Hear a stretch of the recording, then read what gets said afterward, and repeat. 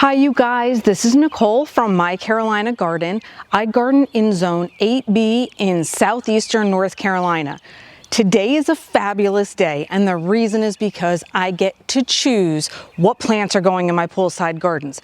My poolside gardens are a major construction zone and I have a lot of things changing, but picking out the plants that are going to go in here and highlight all the summer fun, all the entertaining that we do around our pool is just magnificent. So I want to show you what I do have and maybe talk about some ideas about other things I can add to this as well. Behind me is one of the most stunning plants that I think I own. Let me go behind it. The Bougainvillea is something I only purchased for the very first time last year. I was unaware exactly how this plant would perform.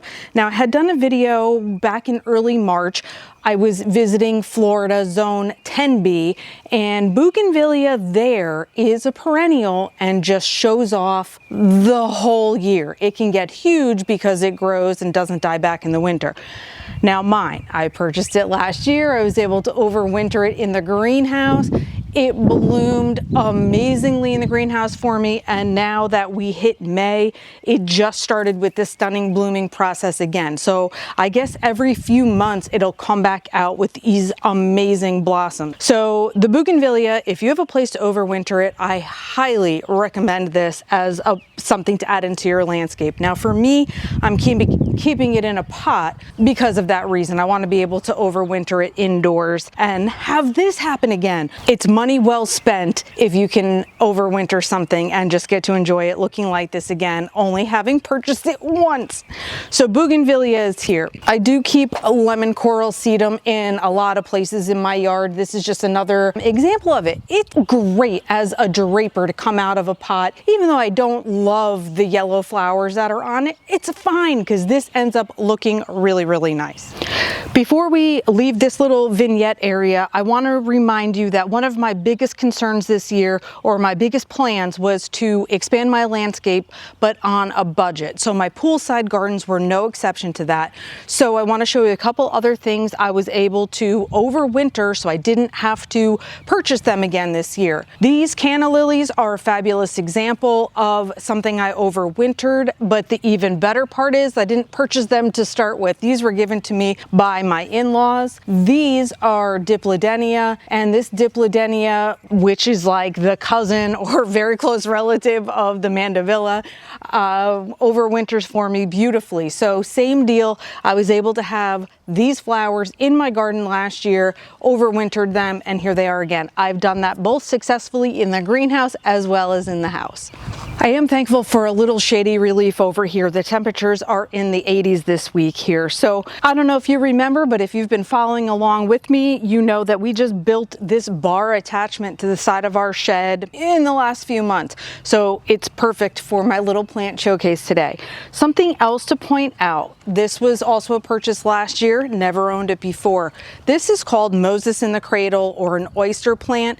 A lot of people keep it as an indoor plant. It is temperature sensitive, so that makes sense. I took this plant out of my ground and actually overwintered it inside the house. It has a growing habit where it makes its own pups, so you can divide them up and then make other plants out of it. So this is an example of one that has the multiple pups, and then these are pups that I separated and put them into their own little containers. So I'm not sure if I'll display these three in this way or exactly how it's going to work, but either way, it makes no difference.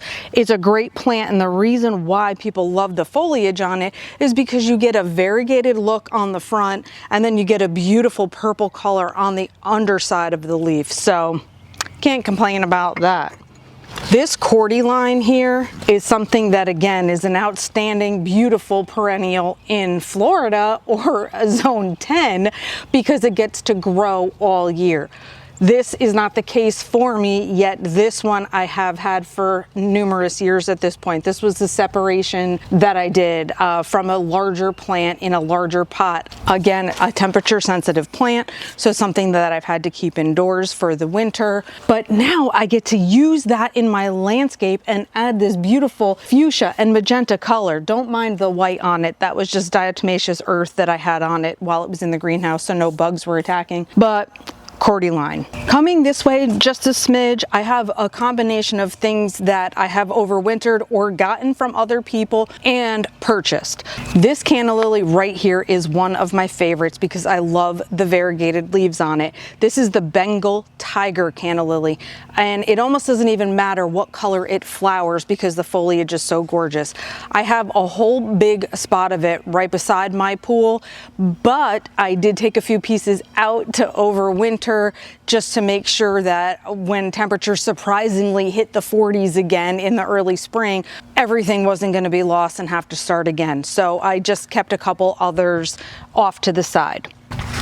This canna lily here has the dark colored, dark red foliage with the more orange red flower on it. This one was given to me from my mom originally. It's been years now though, so I have separated it up a lot. Now this is my first canna lily actually that has a flower bud on it. It's just beginning to open up right here, as you can see. So again, no complaints about getting it going early in the greenhouse. This shrub is the Rose of Sharon. This one was a purchase. I had mentioned it in my spring garden haul. I was so excited to find a whole bunch of different things. This was one of them. The Rose of Sharon is great because it gets tall and the flowers on it really resemble hibiscus. This is a cousin of the hibiscus, so it makes sense. The Rose of Sharon is going to go along the back side of my fence area in the pool here. I just am not exactly sure where, but it is ready to rock and roll. So as soon as I'm ready to plant, it's ready to go. I have the darkly colored elephant ears here, and elephant ears themselves, except for the jumbo ones that get so big that they add something dynamic to your landscape, elephant ears, it turns out, are not my favorite. I have a lot of them that are quite weedy and they just send out their roots underneath the ground and then another one pops up. I don't love those, but this darkly colored elephant ear I do like a lot. Largely my plants along the poolside are going to be tropical in nature, but I also wanted a combination of textures and things that could blow beautifully in the breeze, and somebody suggested I get the pink muley grass. So this is everything I have here thrives in full sun because I have a full sun yard. So the pink muley grass, you know, that gets that really delicate feathery flower look on it. I got 4 of these. I found these at Lowe's. They were about $8.50 each. They are going to be put into my landscape somewhere also. So let me just show you kind of what I have happening in terms of things taking shape, and then we're going to end with some other plants that I have waiting for me on the greenhouse side of my gardens. So with the shed being right here, I'm basically starting my pathway to my gardens back here by stepping stones and gravel, and I'm beginning to come this direction. This is the side of the gardens that has always existed, and then along the fence is where I'm adding everything.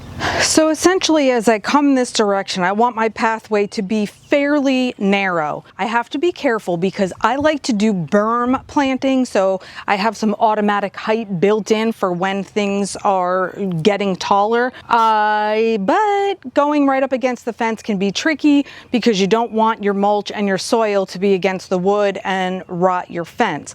So in other parts of my yard, I'm able to do that by starting out low to the ground by the fence, going up in a berm, and then coming down again. Here, I don't have the luxury of that kind of that kind of space though, so I'm not exactly sure how I'm going to make it happen just yet. But we're going to do plantings on this side. The Rose of Sharon will go toward the fence, the muley grass will go toward the fence, and then probably to this side I'm going to stick with more of the tropicals. I have perennial hibiscus in here, more canna lilies. I have the jumbo elephant ears here that did overwinter just in the ground, so they're coming back again. I have my banana trees and my oleander. These are all things that have been here and will stay.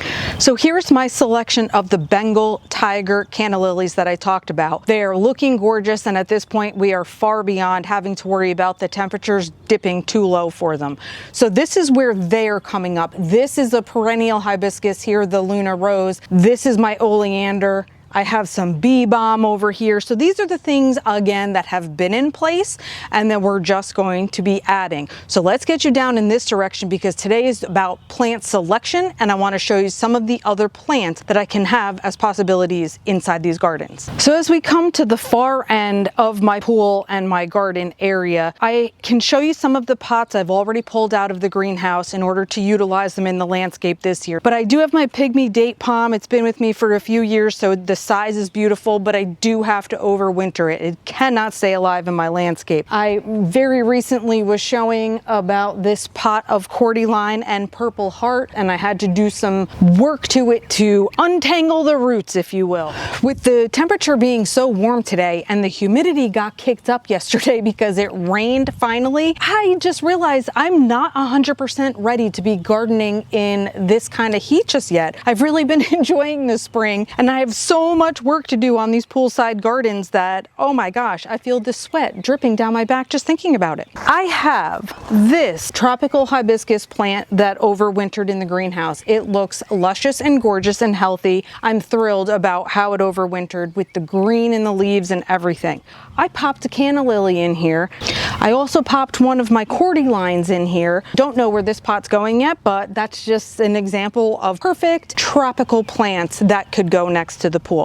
So I have more of the cordyline cuttings in here, more canna lilies in here. Over here to this side, I did the same sort of thing with adding the Bengal tiger canna lily into the back of the pot, and then have the yellow Dipladenia in the front. The Dipladenia is basically different from the Mandevilla. Let's just say one of the main things, the reason that I like it is because it drapes out of a pot. Mandevilla really wants to go up, kind of climb on a trellis or go upward, and the Dipladenia dips down. Besides